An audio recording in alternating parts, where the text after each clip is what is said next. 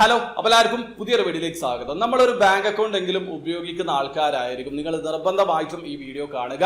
ഞാൻ ഈ വീഡിയോയിൽ SBI അക്കൗണ്ട് റിലേറ്റഡ് ആയിട്ടുള്ള കാര്യമാണ് പറയുന്നതെങ്കിൽ പോലും ഇതേ രീതിയിലുള്ള സ്കാമേഴ്സ് നിങ്ങളുടെ പിന്നാലെ ഉണ്ടാവും. ഇപ്പൊ റീസെന്റ് ഒരുപാട് ഓൺലൈൻ സ്കാമേഴ്സ് ഏതെങ്കിലും രീതിയിൽ നമ്മുടെ അക്കൗണ്ടിലെ കാശ് സ്വന്തമാക്കാനുള്ള ശ്രമങ്ങൾ നടത്തുന്നുണ്ട്. നമ്മൾ പല ന്യൂസുകളും കാണുന്നതാണ്. ഇപ്പൊ ഏറ്റവും ലേറ്റസ്റ്റ് ആയിട്ട് SBI റിലേറ്റഡ് ആയിട്ടാണ് ഒരു സ്കാം റിപ്പോർട്ട് ചെയ്തിട്ടുള്ളത്. ഒരു മലയാളി ചെയ്തിട്ടുള്ള വീഡിയോ കടിയിൽ തന്നെ മറ്റൊരു മലയാളി കമന്റ് ഇട്ടത് കണ്ടു. 30,000 രൂപയോളം അദ്ദേഹത്തിന് നഷ്ടമായി എന്നുള്ളത്. അതുകൊണ്ടാണ് ഈ വീഡിയോ ചെയ്യുന്നത്. അപ്പൊ നിങ്ങൾ ഒരു SBI യൂസർ ആണെങ്കിൽ നിങ്ങളുടെ മൊബൈലിലേക്ക് ഇതേ രീതിയിലുള്ള ഒരു SMS വരും. ആ ഒരു SMS പറഞ്ഞിട്ടുള്ളത് നിങ്ങളെ SBI അക്കൗണ്ട് ബ്ലോക്ക് ആയിട്ടുണ്ട്. അപ്പൊ അവർ പറയുന്നത് നിങ്ങൾ അർജന്റ് ആയിട്ട് തന്നെ നിങ്ങൾ KYC അപ്ഡേറ്റ് ചെയ്യണം. അതുകൊണ്ട് ആ ഒരു ടെക്സ്റ്റ് മെസ്സേജ് കൊടുത്തിട്ടുള്ള ലിങ്കിൽ ക്ലിക്ക് ചെയ്ത് നിങ്ങളെ ഇന്റർനെറ്റ് ബാങ്കിങ് പാസ്വേഡും യൂസർ നെയിമും അടിച്ച് ലോഗിൻ ചെയ്ത് KYC വെരിഫിക്കേഷൻ ചെയ്യാനാണ് അവർ പറയുന്നത്. അപ്പൊ നിങ്ങൾ ക്ലിക്ക് ചെയ്ത് കഴിഞ്ഞാൽ യോനോ SBI എന്നുള്ള രീതിയിലുള്ള ഒരു പേജിലേക്കാണ് പോകുന്നത്.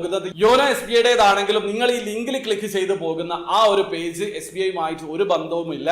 അപ്പൊ നിങ്ങൾ അതിൽ ഫില്ല് ചെയ്ത് നിങ്ങളെ യൂസർ നെയിം പാസ്വേഡും ഒക്കെ കൊടുത്ത് ലോഗിൻ ചെയ്ത് കഴിഞ്ഞാൽ നിങ്ങളുടെ അക്കൗണ്ടിലെ കാശ് നഷ്ടമാകും. അപ്പൊ ആ ഒരു കാര്യം ശ്രദ്ധിക്കുക. ഇതിപ്പോ SBI റിലേറ്റഡ് ആയിട്ടുള്ള ഒരു സ്കാം ആണെങ്കിൽ പോലും നിങ്ങൾ മറ്റേത് ബാങ്ക് അക്കൗണ്ട് ഉപയോഗിക്കുന്ന ആൾക്കാരാണെങ്കിലും കുറച്ച് കാര്യങ്ങൾ ശ്രദ്ധിക്കുക. ഇതേ രീതിയിൽ ഒരു SMS വരിക, അതല്ലെങ്കിൽ ഒരു മെയിൽ വരിക, അതുമല്ലെങ്കിൽ ഒരു കോള് വരിക, നിങ്ങളുടെ അക്കൗണ്ട് ബ്ലോക്ക് ആയിട്ടുണ്ട്, നിങ്ങളെ ഡെബിറ്റ് കാർഡ് ബ്ലോക്ക് ആയിട്ടുണ്ട്, അത് ആക്ടിവേറ്റ് ചെയ്യാൻ ഒന്നുകിൽ OTP ആവശ്യപ്പെടും, അല്ലെങ്കിൽ ഇതേ രീതിയിൽ ഏതെങ്കിലും വെബ്സൈറ്റിലേക്ക് പോയി നിങ്ങളുടെ ഡീറ്റെയിൽഡ് ഫില്ല് ചെയ്യാൻ പറയും. അർജന്റ്ലി ആണ് അവർ ആവശ്യപ്പെടുക. അപ്പൊ നിങ്ങൾ ഇതേ രീതിയിലുള്ള ഒരു SMS റിസീവ് ചെയ്ത് കഴിഞ്ഞാൽ പാനിക് ആവാതിരിക്കുക, പെട്ടെന്ന് ക്വിക്കായിട്ട് ഡിസിഷൻ എടുക്കാതിരിക്കുക. നിങ്ങളോട് കമ്മ്യൂണിക്കേറ്റ് ചെയ്യാൻ സ്കാമേഴ്സിന് ഒരു അവസരം കിട്ടിക്കഴിഞ്ഞാൽ അവർ നിങ്ങളെ ഭയപ്പെടുത്തും. അതായത് പെട്ടെന്ന് തന്നെ ചെയ്യേണ്ടതുണ്ട്, അല്ലെങ്കിൽ നിങ്ങളെ അക്കൗണ്ട് പെർമനന്റ്ലി ബ്ലോക്ക് ആവും. ഈ രീതിയിലൊക്കെ നിങ്ങളെ പേടിപ്പിക്കും. അപ്പൊ നിങ്ങൾ പെട്ടെന്ന് തന്നെ ഒരു ഡിസിഷൻ എടുക്കുന്നത് കൊണ്ട് മിസ്റ്റേക്ക് വരാനുള്ള സാധ്യതയുണ്ട്. ഒന്ന് ചിന്തിക്കാനുള്ള സമയം ലഭിച്ചു കഴിഞ്ഞാൽ നമുക്ക് തന്നെ അതിലെ തട്ടിപ്പ് മനസ്സിലാകും. അതുകൊണ്ടാണ് പറയുന്നത്, ഇതേ രീതിയിൽ എന്തെങ്കിലും ഒരു മെസ്സേജ് വന്നു കഴിഞ്ഞാൽ നിങ്ങളുടെ ബാങ്കുമായിട്ട്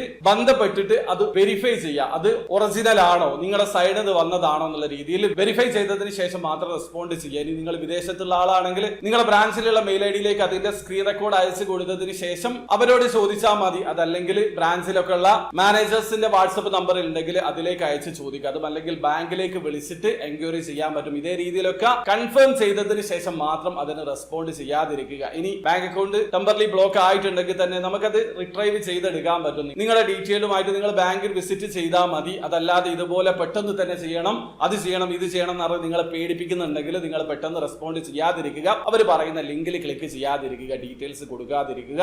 ഈ കാര്യം നിങ്ങൾ എല്ലാ കാര്യത്തിലും ശ്രദ്ധിക്കേണ്ടതുണ്ട്. നിങ്ങളുടെ റീസൺ അല്ലാതെ ബാങ്ക് അക്കൗണ്ട് ബ്ലോക്ക് ആയി, അതല്ലെങ്കിൽ അത് ബ്ലോക്ക് ആയി, ഇത് ബ്ലോക്ക് ആയി എന്ന് പറഞ്ഞ് നിങ്ങളെ കോൺടാക്ട് ചെയ്യുന്ന സമയത്ത് നിങ്ങളോട് എന്തെങ്കിലും ഇൻഫർമേഷൻ അവർ ചോദിക്കുന്നുണ്ടെങ്കിൽ നിങ്ങൾ തീർച്ചയായും അവരോട് റെസ്പോണ്ട് ചെയ്യുന്നതിന് മുമ്പ് നിങ്ങൾ അത് സത്യമാണോ എന്ന് ഉറപ്പ് വരുത്തുക. അതിനുശേഷം മാത്രം റെസ്പോണ്ട് ചെയ്യുക. ക്വിക്കായിട്ട് ഒരു ഡിസിഷൻ എടുക്കാതിരിക്കുക. ആ ഒരു കാര്യമാണ് ഇതിൽ നിങ്ങൾ ശ്രദ്ധിക്കേണ്ടത്. അപ്പൊ ഈ ഒരു വീഡിയോ കാണുന്ന സമയത്ത് ചിലർക്കൊക്കെ തോന്നും ഇതിലൊക്കെ പോയിട്ട് ആര് പെടാനാണെന്ന്. ഞാൻ അതുകൊണ്ടാണ് മുമ്പ് പറഞ്ഞിട്ടുള്ളത്, ഇതേ രീതിയിൽ ഒരു വീഡിയോ ചെയ്തിട്ടുള്ളതിനടിയിൽ ഒരു മലയാളി തന്നെ എന്റെ ഏകദേശം 30,000 രൂപയോളം സ്കാമേഴ്സ് കൊണ്ടുപോയി പണി പറ്റിയിട്ടുണ്ട് എന്നുള്ള രീതിയിൽ കമന്റ് ചെയ്തിട്ടുണ്ട്. അതുകൊണ്ടാണ് ഈ വീഡിയോ ചെയ്തിട്ടുള്ളത്. അപ്പൊ തീർച്ചയായിട്ടും ഞാൻ പറഞ്ഞ കാര്യങ്ങൾ ശ്രദ്ധിക്കുക. അപ്പോൾ വീഡിയോ ഇഷ്ടപ്പെട്ടെങ്കിൽ ലൈക്ക് ചെയ്യുക, ചാനൽ സബ്സ്ക്രൈബ് ചെയ്യാതെ സബ്സ്ക്രൈബ് ചെയ്യാതെ നിങ്ങളെ സപ്പോർട്ട് ചെയ്യാൻ അറിയിക്കുക. അടുത്ത വീഡിയോ കാണും വരെ ബൈ.